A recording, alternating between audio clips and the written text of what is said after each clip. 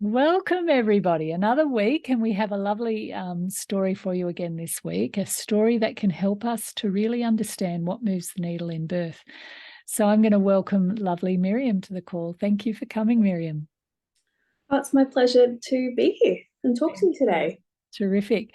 All right. So the purpose of these stories is we learn a lot through storytelling, and women discover all sorts of things in birth. That's why listening to their stories can be so powerful. So why don't you tell us, Miriam, how you were feeling about the prospect of giving birth and what sort of preparation did you do to get yourself in the space for it? I think, like most women who are having their first birth, it felt very surreal. It felt very surreal. Yeah. Logically, I knew that the baby had to come out, but I hadn't put too much thought into how that was going to happen. But I was very keen to get some resources and information um, from trusted sources, I guess, to help me understand and help my husband understand as a support person what would need to happen and what would actually be happening. Yeah. Yeah. So what did you do in order to kind of allay those your thoughts and those ideas about birth?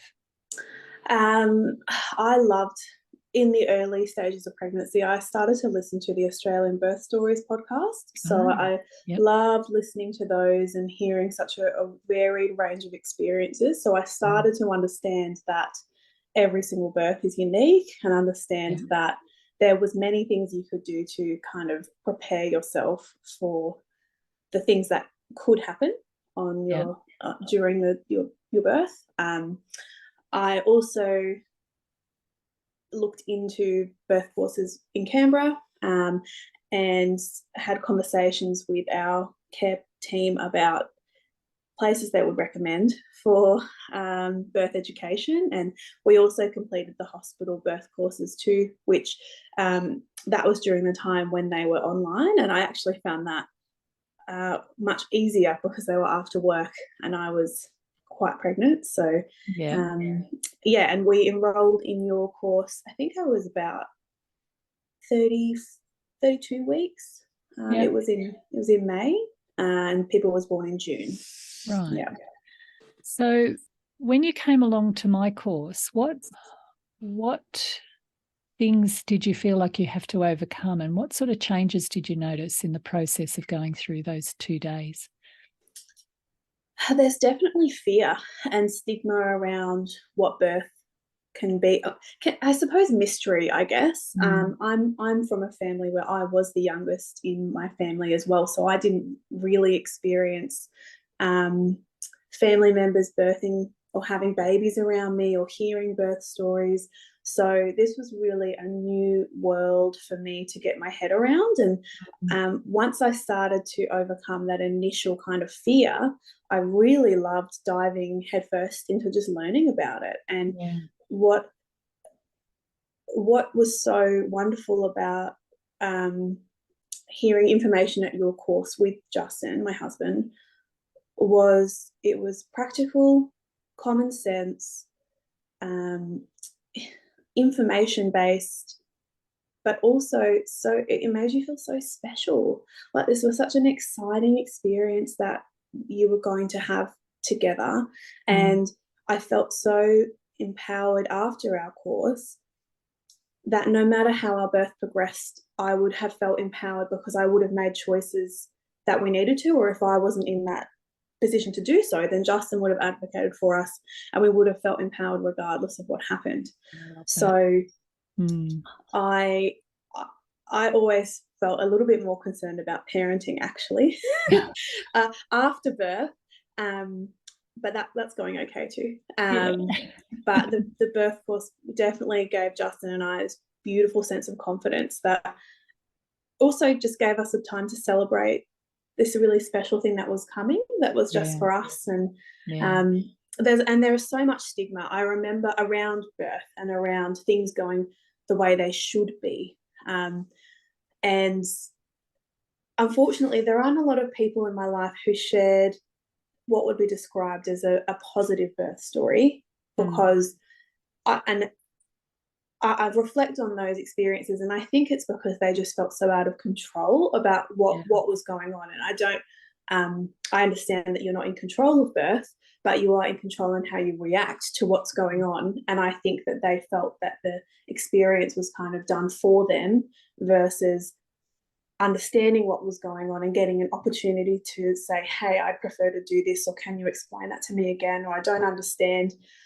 So it was very important to me to gain the knowledge so that I didn't share in that type of negative experience that so many people spoke about. Yeah. And even to the weekend of our course, you'd said that lots of people will share their birth stories, and often it's really challenging ones because they're sitting with them for a long time for very obvious reasons. And that happened, I mean, probably a day later, and it was quite confronting. And I just had to remember what you'd said, and like every birth is different, and reminding yourself that there is so much fear and emotion and expectations too. I think that's something you've got to overcome, and for another birth I would have to overcome that again. Things went one way with Pippa, but it doesn't mean they would go the same way again. So I think it's something we're constantly reevaluating. I love what you've said about, well, how difficult it is as a pregnant woman to navigate walking into the mystery when you've got people around you who feel the need to share their experiences, their opinions, their advice, knowing that you have to walk a very different path. Every woman walks a different path when it comes to welcoming her baby.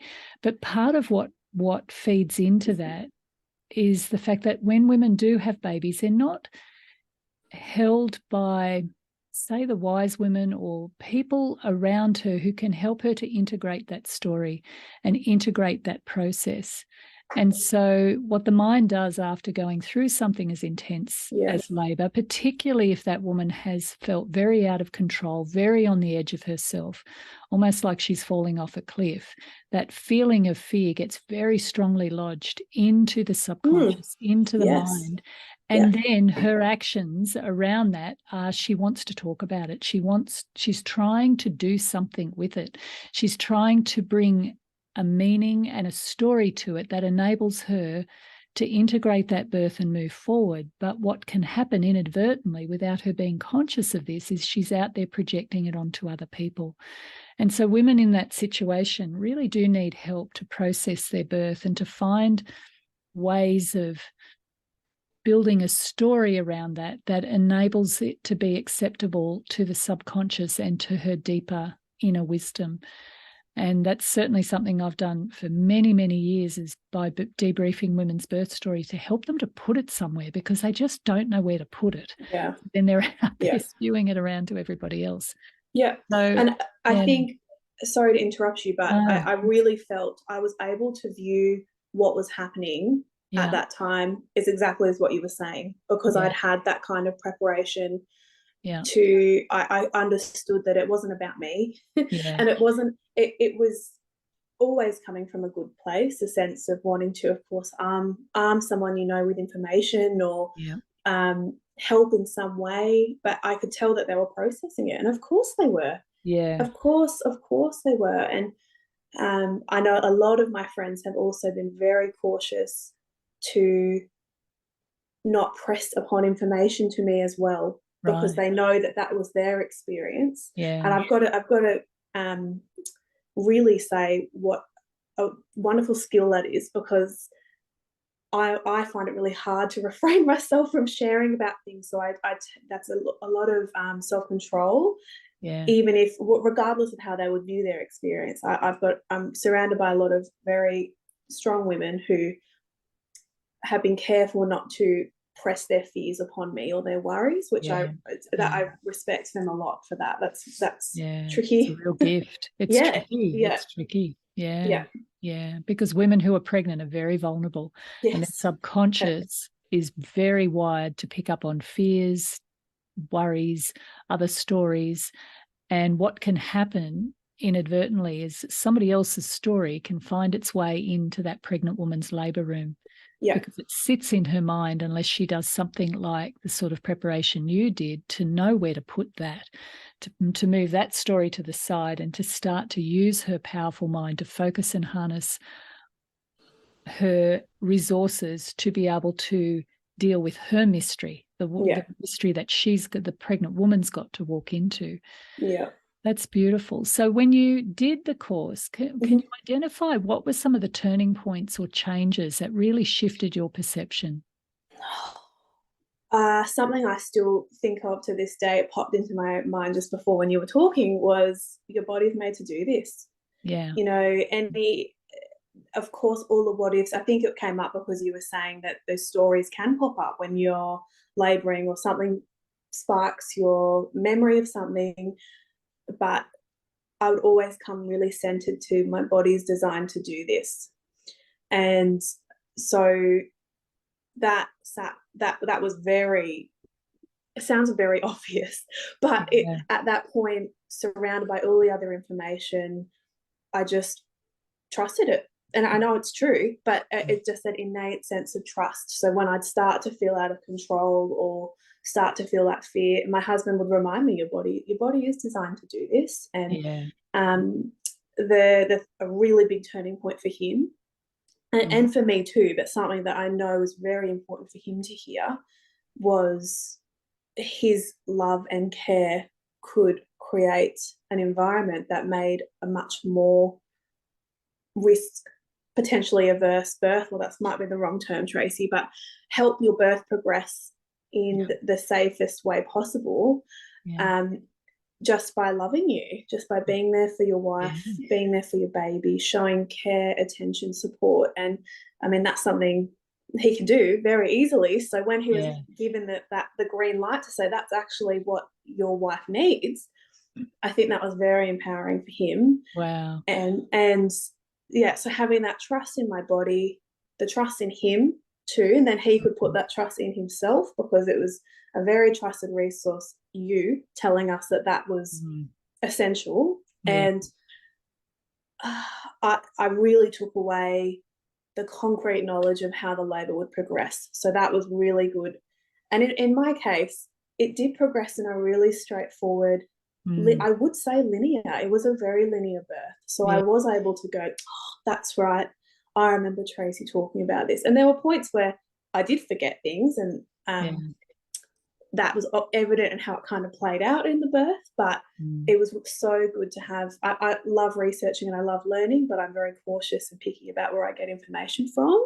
So that was really, really, really positive for me. Let's unpack that a little bit about, this message, your body was made to do this. Someone listening, they could be wondering, well, hang on, what do you mean your body's made to do this? What does that really mean? And so essentially what it means is it's wired into the autonomic nervous system, or the involuntary nervous system, which is the part of the nervous system that makes your heart pump, that digests your food, that helps you to breathe.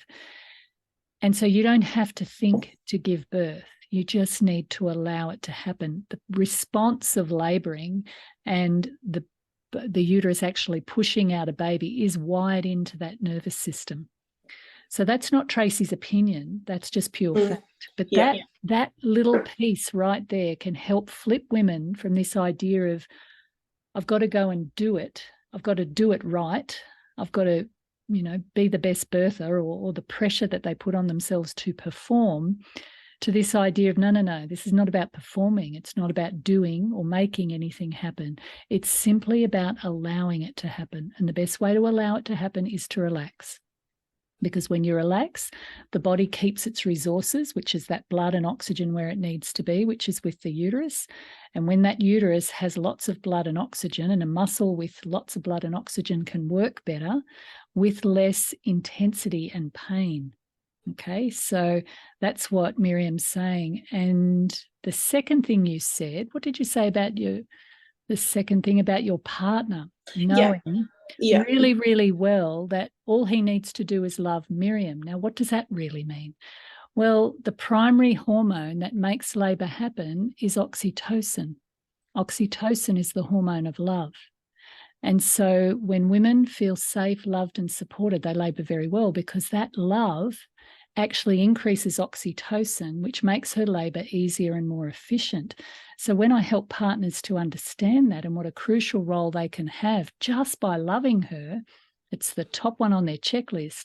That changes things dramatically. When that woman feels that their partner's attentive, that they're there for them, they've got their back, they're going to be their voice, they're going to be a buffer between her and the rest of the world, well, then you've just set up a beautiful level of teamwork for that woman to go through that doorway into parenting. Wow, that's so good. But tell us about your birth. How did it unfold?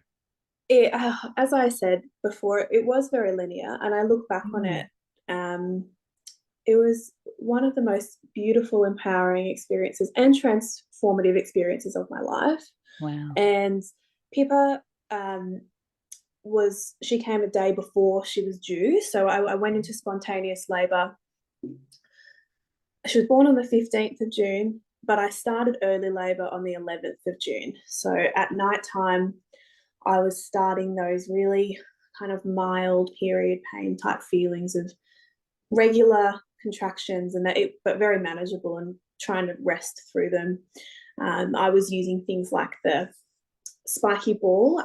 I also I did the pregnancy yoga with Julia Willoughby as well. So that was another legend. Yeah. That was another amazing outlet for me to also just go somewhere, be pregnant, and feel kind of special and supported, but get some really concrete ideas too. So I was using the spiky ball to distract myself during that time.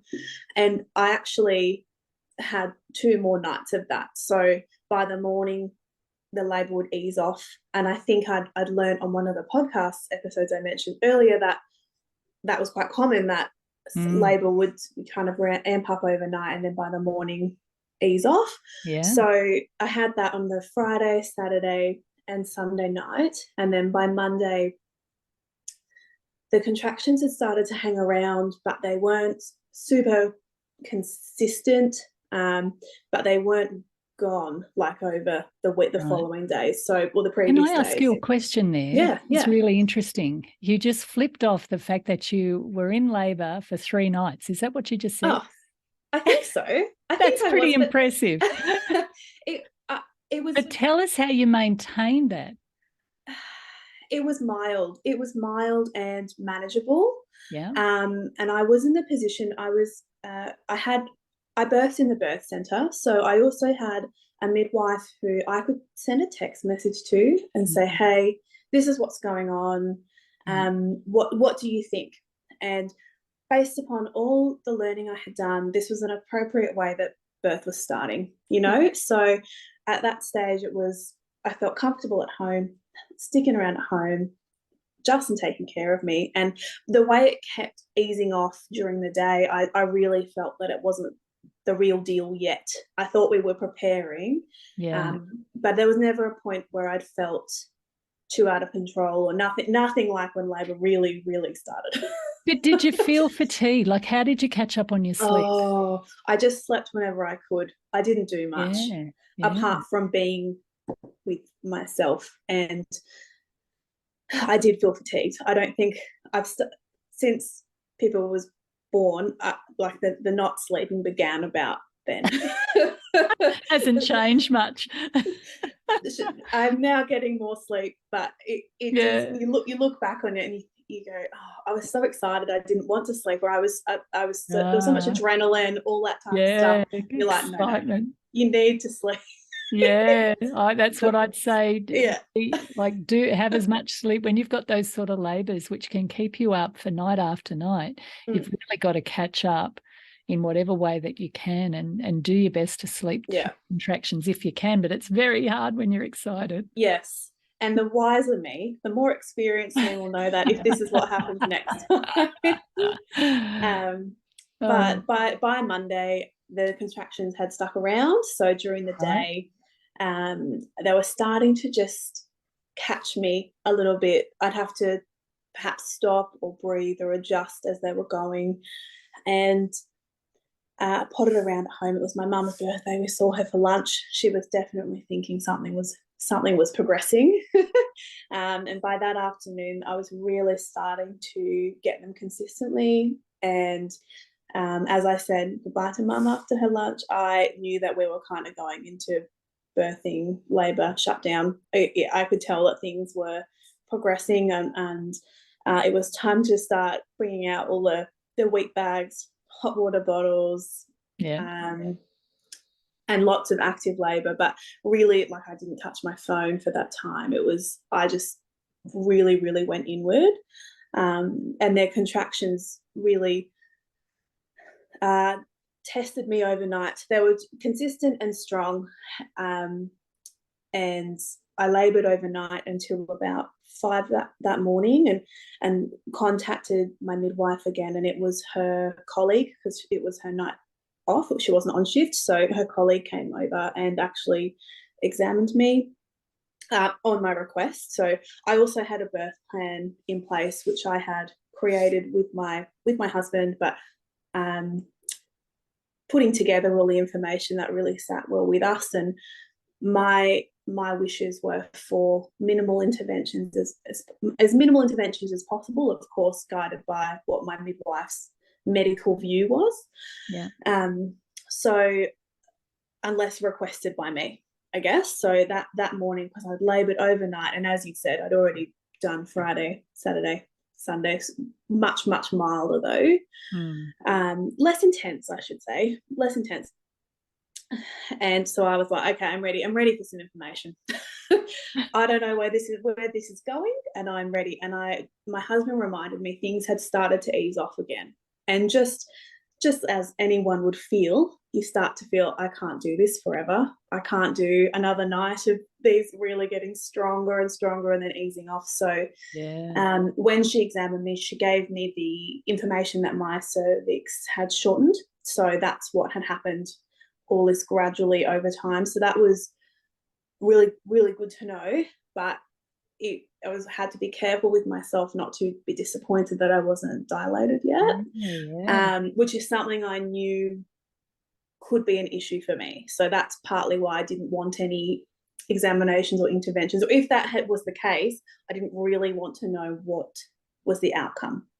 I just wanted vague information given to me, and then Justin would be the information keeper, and he would provide it to me as needed, I guess. Nice.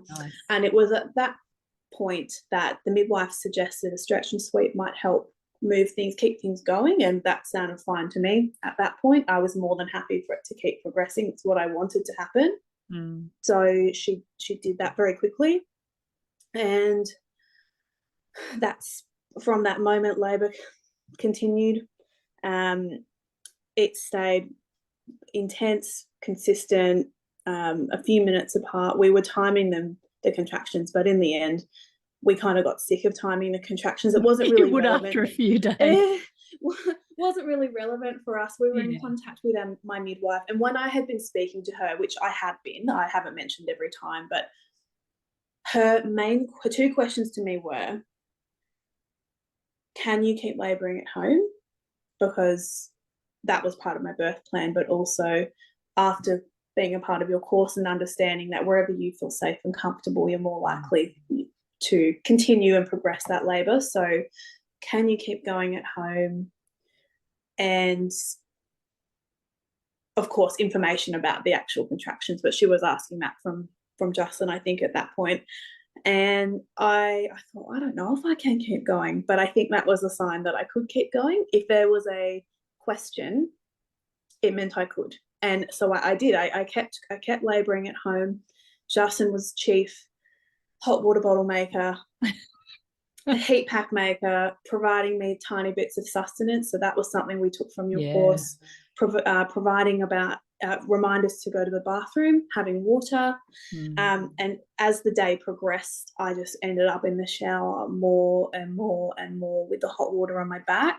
I had been really active. I'd move around a lot. I changed positions a lot. There wasn't anywhere that I wasn't in one place for a long time, really.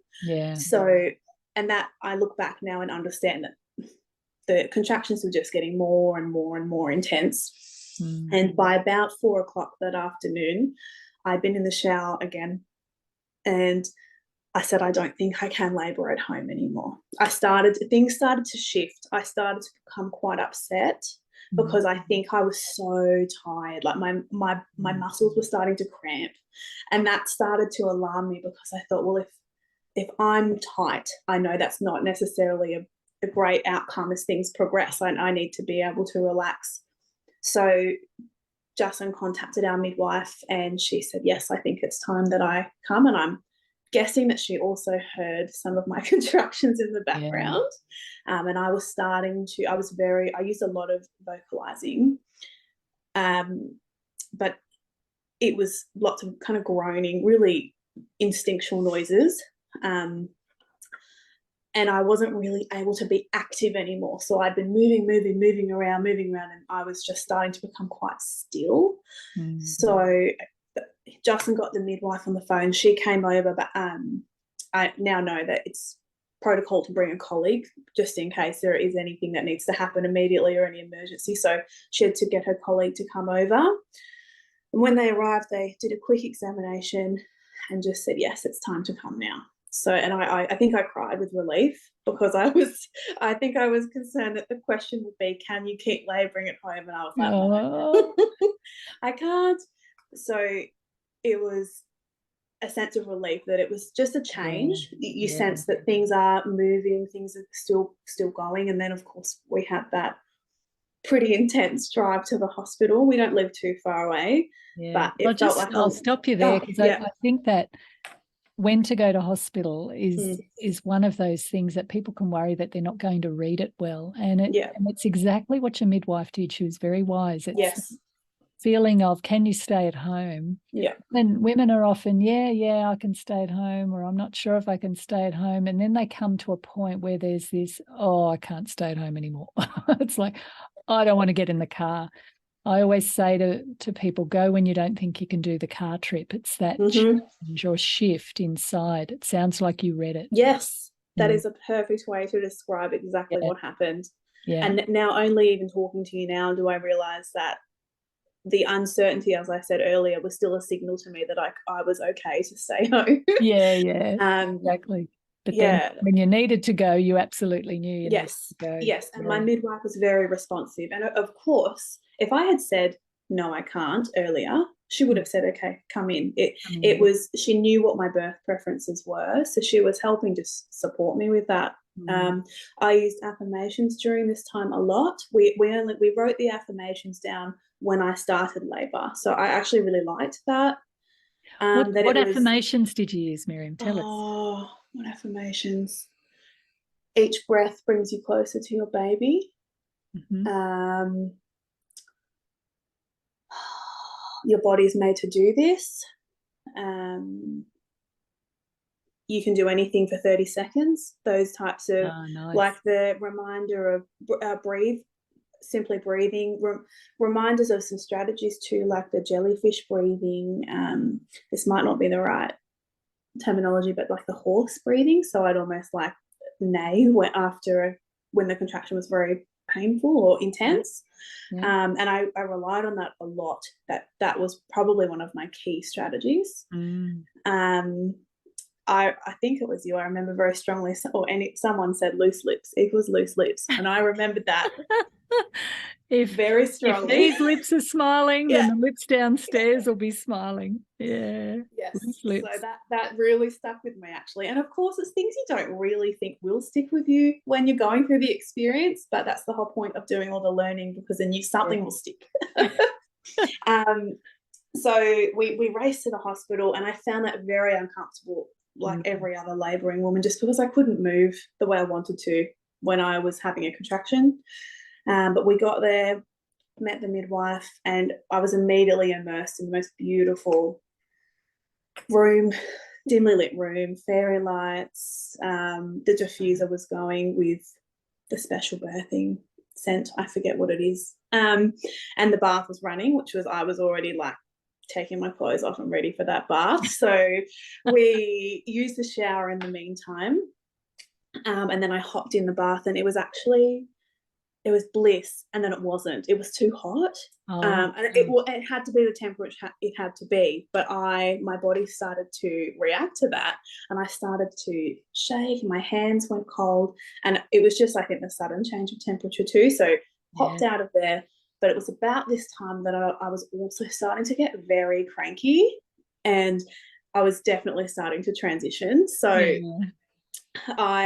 we got to the hospital about 7. I will just give a little bit of a timeline. I think around all of the midwives coming, the examinations, getting to the hospital, I think it was about 7. I was actually labouring in the birth centre.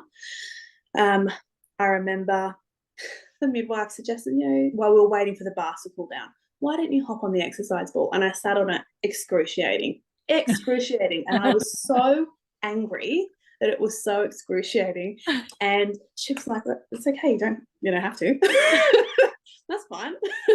And Justin, I think, was trying to do the pressure point massage, and I was not happy. Yeah. And that's everyone else is going, this is great. And I was like, this is not great. I had eyes on the bath. I don't even remember. I wasn't articulating, I can't do this or what's going to happen. It was nothing like that. I was just so focused to get in the bath. Nothing else was right. So I got in, and I also had an amazing student midwife who had arrived at the birth centre too. And something I will mention about her was, very early on, I was concerned that having an extra person in the room would deter my focus. Like, I'd find it a bit off-putting. Yeah. And I mentioned that to her, and that was a big deal for me because I don't like to hurt people's feelings. So I was very concerned that she would find that confrontational. She didn't. It was absolutely fine. But she was such an asset in that space, and I'm so glad that she was there. And the reason tell us, she could fill the gaps that the midwives couldn't, because the midwives are responsible for, of course, my well-being, the baby's well-being, the paperwork, following the procedures and the protocols. So the student midwife is, of course, learning about all of those, but she's not responsible for them at that time. So she was able to do things like clean me up just a bit more, take photos. That was a big thing for us. She just had spare hands to take some photos. And I only had her because in the beginning stages of my pregnancy, I hadn't gotten into the birth centre program. I had shared care, and so I wanted one person who would be a consistent person. So in the end, I was lucky enough to have the shared care. I had my GP, but I also had my midwife through the birth centre, and I had the student midwife. So fabulous. Yeah, and it was. I think it's important for me to say what an asset she was. And she also really helped the midwife. I know that. So a student midwife is a doula without the price tag. Yeah. So if you get an opportunity to have one, it is a good level of support, particularly because it can back the partner up. And if you've been in labour for a few days, partners can be very, very tired. And of course you're tired too, but you've got performance enhancing hormones and the partners don't. So having a little bit of support like that, that's wonderful. Thanks for sharing that. That's and in this case, it's exactly how I felt. She was amazing. So I finally got in the bath again. It wouldn't have been very long. It just felt like an eternity to me. And that's when things really started to amp up, like really started to become more and more intense. And I used the mantra a lot that your body knows what it's doing, your body's designed to do this.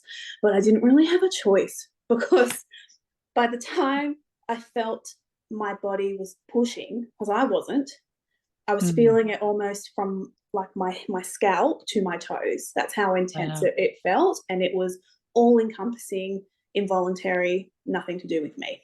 It was my body, contracting Pippa out. And by then I was tired, but also I was very overwhelmed by the intensity. I was truly shocked, because by that point, everything had been building up gradually and gradually. And this was, of course, just the next step, but I was taken aback by how much of a step it was. And so I was labouring in the bath with these really, really intense contractions and breathing through it. And my midwife had been very observant of my request to leave me alone, to give me the space to let me labour. I don't need you to keep checking in, which she followed that to a T. But at that point, she realised that I actually needed some guidance because I'd never done this before, and I was very frightened, I think. And she was able to just come over, and Justin, of course, was supporting me, but he'd never done it either before. So, of course, there was always this little voice in my mind that was like, what's going on? And she was able to say, breathe, breathe, slow down, breathe. And I was able to, because I was coming out of sync with them, because I was so overwhelmed is purely the word for it. So she spoke me through it really quietly. And Justin, of course, took his cues from her, was able to just keep guiding me. And that continued. I didn't know this, but the student midwife and the midwife, because I was on my tummy, so I was like floating on my tummy, kind of like a little frog. So Justin was at the end where I was, my head, and the student midwife and my midwife were, of course, examining every now and then, using a torch, checking how things were going, using the Doppler every now and then, which I should actually mention they were examining. I did have to have a few checks with the Doppler on and off before getting in the bath too. And everything was well with Pippa. But they were doing a really exciting, like Justin could see their reactions to how things were progressing. So they were really, like, I forget what it's called, Tracy, but I had the triangle come up on my lower back when I was birthing. So the sacrum separating as the baby starts to come down. You can see the pressure of the baby as it comes through the pelvis. Oh. So Justin could see that too. He could see their reaction. They were putting the torch in, and they could obviously see people crowning. But by this stage, I was cross. So I could feel her coming up and down again. And this is the bit I forgot. So I was so fatigued. By this point, I was starting to lean more towards fear than trusting myself, because I just didn't remember that was normal. Yeah, very normal. Exactly what she was supposed to be doing. Going up, going down gradually, just like all of the other part of her birth had been, very linear and very gradual. So I started to become impatient and frightened, and this is the only thing I would mention as a reflection for what I will know for next time. So firstly, I know that that's normal.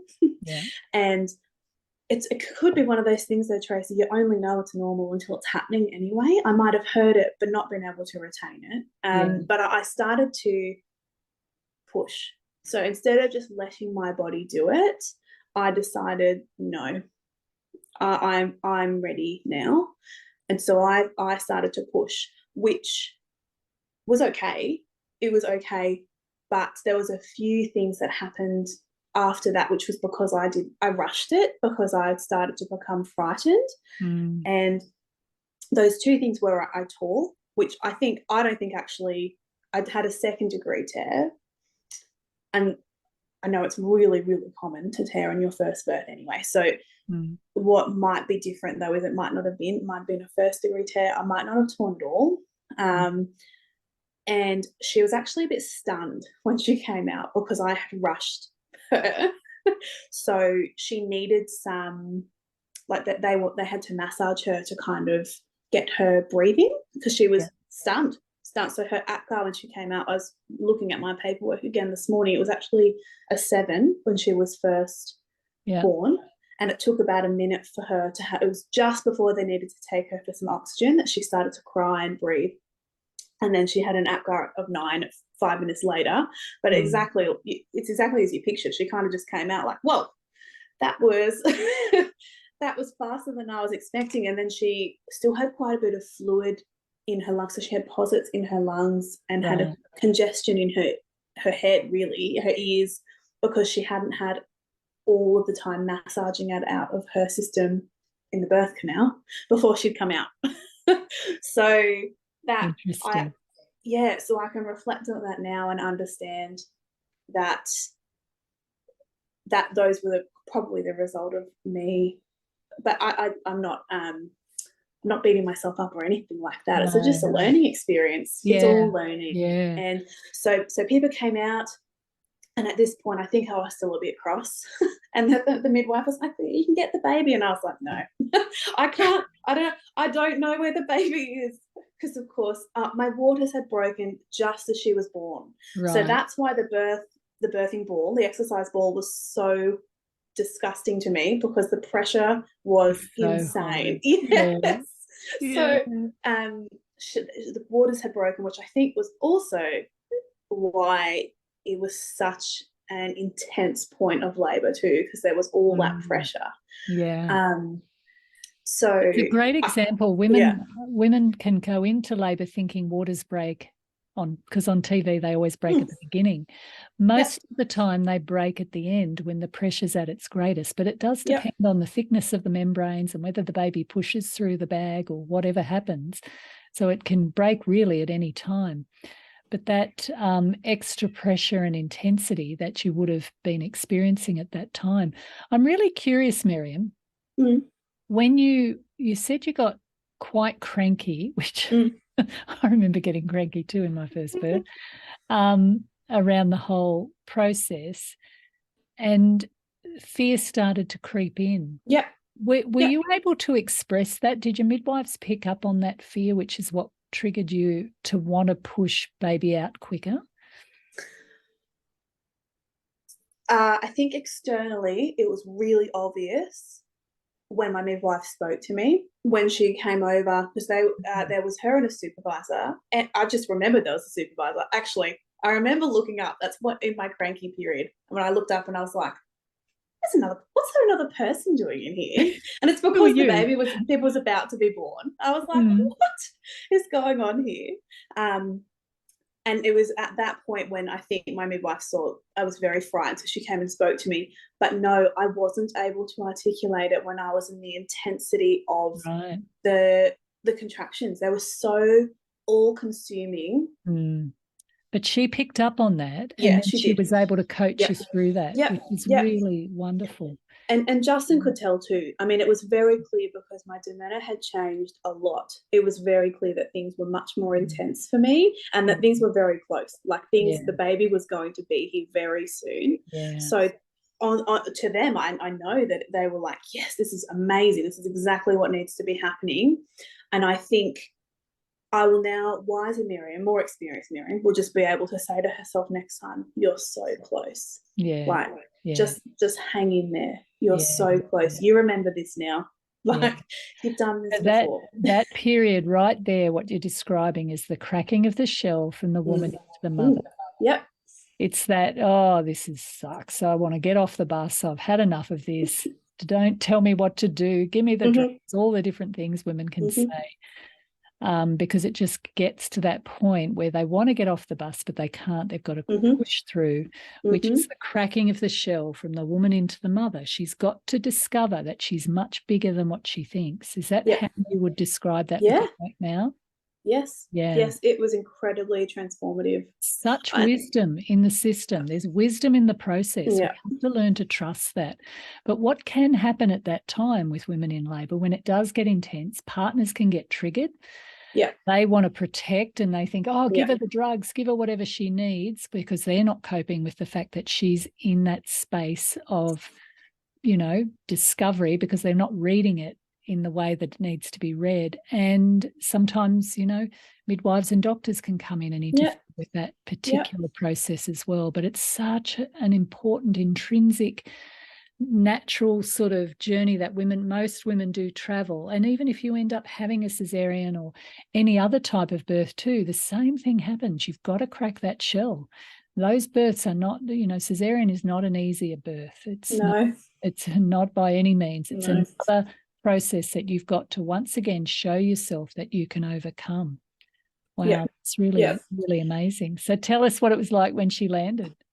How are you? Did you say you were angry? You were a bit cross? I think I was I was just tired. I was like, thank goodness. I was so relieved. And then I couldn't see because my waters had broken, and I'd started to bleed. There was blood in the bath. Yeah, So right. I couldn't actually see where Pippa had gone. So I She's just floating around. I was like, can somebody show me where the baby is? So my midwife got her for me. But it was also at that point they were checking that she was about to breathe. So Yeah.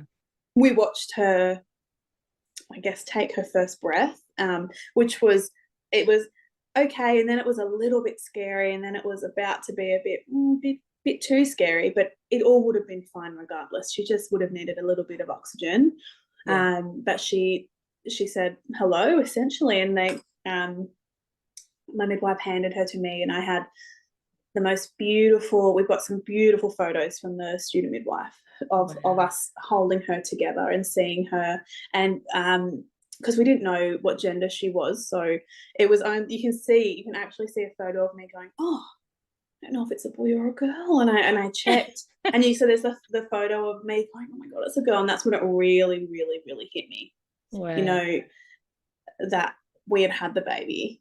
And I was so elated. I mean, I reckon, Tracy, I could have probably given birth again at that point. Because I was it's the hormones, that feel, of course your body is like, yeah. Would I have really? No. But it was, let's do this again. It's so elated. Wow. Yeah. And just to come back to what you said about your partner perhaps being triggered by what your partner's experiencing, and I have got to say, I don't know how I would have handled it if I was in Justin's position, because I was roaring. I was really, really roaring. I was laboring like people talk about when they go to visit a labour ward and you can hear someone roaring. That's what I was doing, and it was very helpful, but it would have been very confronting. It would have been very confronting to see your partner in such an instinctual, like, it was like guttural. Yes. There is no experience quite like it. So, and anybody listening to that cold without really understanding, it's very easy to draw conclusions of, oh my God, that woman's in so much pain. She could be having a great time. She could be roaring her heart out. Maybe it's the first time she's ever heard her voice come out with such power and such distinction. It was, and for me. We never should judge women's noises, in fact, revel in them, because she could be really liberating herself in that moment. Although we never really know how a woman feels in those spaces. You can have quiet women in labour who can be silently freaking out inside and not giving any indication. So it's something I always warn when I go out and teach midwives. I warn them about, don't ever assume what that woman's experiencing because of how she looks or the noises that she's making. You loved it, did you? It was a big strategy for me. Yes. It gave me an outlet which I could control over something that was happening, which I was trying to surrender and release control to. So it was something that I found very supportive. Beautiful. So Pippa, we met Pippa. We were having skin to skin. I'd asked for delayed cord clamping. I think they were a bit concerned about how much I was bleeding, because things moved a little bit faster than I intended for them initially. But of course, that's just a birth preference is just a preference.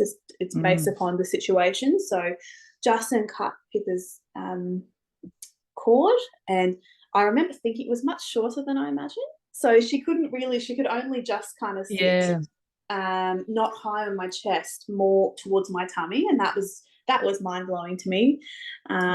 Cords are different lengths. Of course they are. So then I hopped out of the bath.